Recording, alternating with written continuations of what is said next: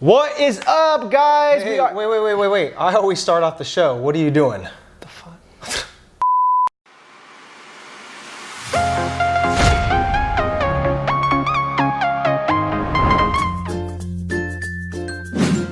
What's up, ladies and gentlemen? This is Eric Martinez. And this is Chris Martinez. And welcome back to another episode of the Chris and Eric Show, embracing the new era of fitness. We are on episode 8. Woo! These episodes are just flying by. I'm actually really enjoying these too. I am too. I really like them too. I look forward to them. Yeah, so hopefully you guys are enjoying them. I think 8 episodes in, it's good. I like it. I'm enjoying it. I like how we talk like a whole different blend of different things. So and it's intimate. Absolutely. It's intimate. Good point. It feels Good point. intimate. Yeah. So when we're talking about the new era of fitness and embracing the new era of fitness, we're always going to be talking about different subjects and different elements within the new era of fitness, which is training, nutrition, personal development, mindset, and lifestyle. Today, we're going to be talking about mindset, and we're going to be talking about how to take a mental deload just the way we take training deloads, right? So we need to take deloads from our brain, just like we take deloads from our body all over, right? So that's what we're going to be talking about today in episode 8. So let's get this thing started. All right, so let's say, okay, I'm going to start with just internal versus external wisdom, because this is really huge.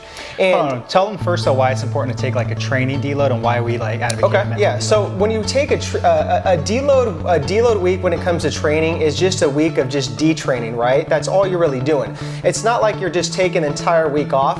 You're just kind of taking it easy. And there's different ways to approach deload weeks and detraining weeks, but one way we advocate that is just to maybe, drop a set off of like your sets. Like maybe if you're doing 3 sets, maybe drop them down to 2 sets. If you're doing like an 8 to 10 rep range, maybe drop it down just to 8 reps or even 6 reps, and that's it.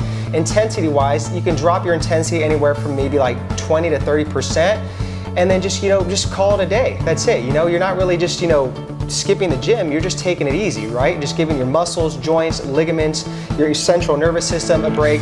That's why deloads in the context of training are very important, because we can't sit there and just go 100% balls to the wall on our training, and we'll just kind of crash and burn sometimes. So we have to give our body a break and our central nervous system. So that's why a training deload is very, very important. Now, if we get into a mental deload, this is also very important too, because it brings me back to what I was going to tell you, the internal versus external wisdom. So external wisdom is all the noise outside, right? All the noise. So we're talking social media, we're talking podcasts, we're talking books, we're talking YouTube, everything, right? That's all external wisdom. We're always trying to learn and consume stuff. We can get very burnt out if we just consume way too much external wisdom.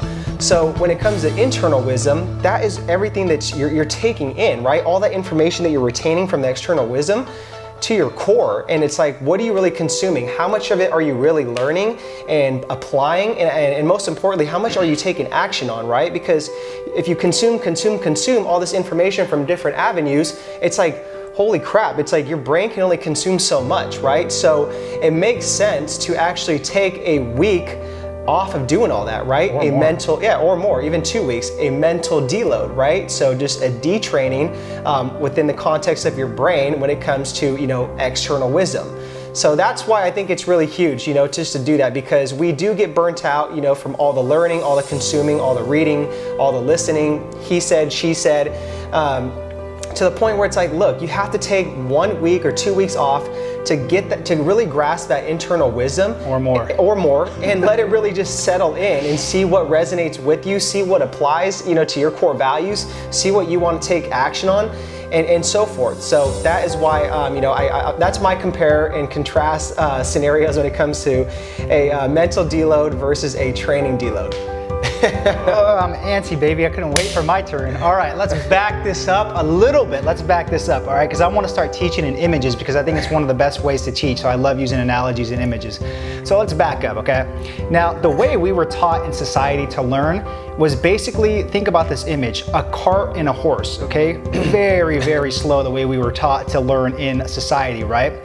Now, right now in this day and age, in this era, we are consuming information almost like at the speed of like a rocket ship going up, right? Super fast. Things are changing so much, all the technology. It's just, there's so many different ways to consume information. You're like, holy shit, like how do I retain all this and what do I do with it, right?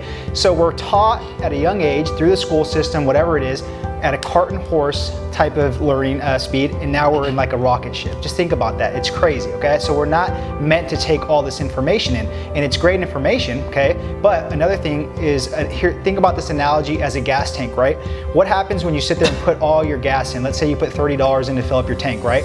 If you put in $40, it's gonna overflow and it's gonna stop, right? Because you can't put more gas in that gas tank. It's the same thing with our minds, right? If we sit there and consume so much information, our mind's gonna just kind of shut down, or it's gonna kind of overflow and just be like, whoa, like stop, man, I can't sit here and take any more information. What am I supposed to do with it? Like the gas tank is filled with all the knowledge from all the external knowledge, right? So then you sit there and you empty out this gas tank, right? Just like in a car, you're driving, so you're kind of emptying out some of that gas. You're using it as fuel. Same thing with Eric, what Eric was talking about. You take all this external knowledge and now start turning it into internal knowledge, right? You start teaching it, you start doing videos, you start doing podcasts, you start explaining to people, workshops, whatever it is, because then you're getting all the wisdom and external knowledge out, right? And that way you can sit there and kind of get your own creative type of, unique type of approach with things, right? Because I've told people before, if you sit there and you consume so much external knowledge, you're gonna get to the point you're gonna sound just like all those other people, and you're not gonna have your own unique creative type of voice. You're just not, right?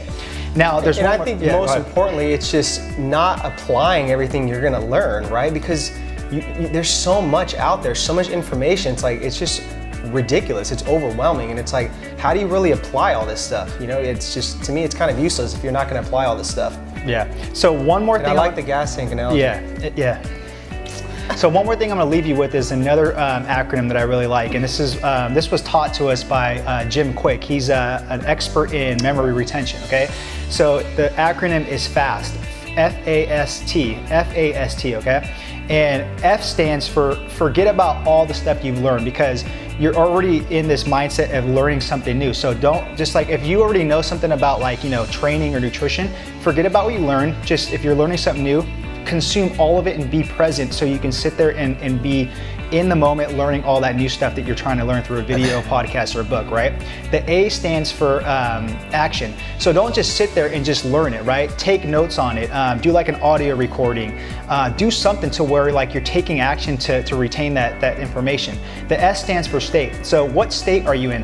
Are you like in a noisy place trying to like read a book? Are you you know, on a subway where it's super loud, you know, trying to listen to a podcast? So you have to be in a state somewhere where like you're very comfortable. It's a quiet place, it's a good environment to consume that information, okay? The T stands for teach. So like we talked about, teach the information somehow, whether you're doing a podcast, whether you're doing a video, whether you're teaching it you know, to a group or a seminar, something like that, okay? So it's a great way to kind of retain the information from all external knowledge and actually get it out there and teach. So that was FAST by Jim Quick. You are dropping some knowledge bombs, guys. That's what I'm saying. You guys better share this video. This is some knowledge bomb. This is ninja stuff right here.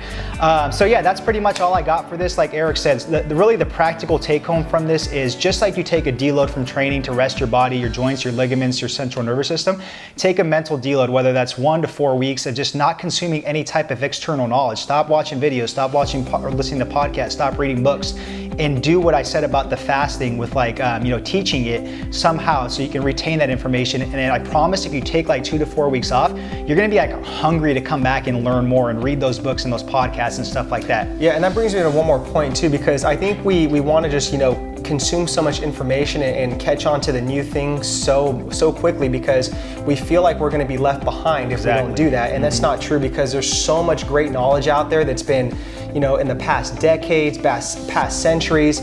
I mean, it's mind-boggling. It's like everybody just wants the new and just cutting edge stuff, and you just can't. You have to kind of just, you know, take a step back and realize that, look, you know, I can't do that. I can't retain all this information. I have to kind of just, you know, take one piece of information, you know, really learn it, like Chris said, use that FAST acronym, apply it, then move on to the next thing, and then, you know, just go from there. Big brother, that was another good one.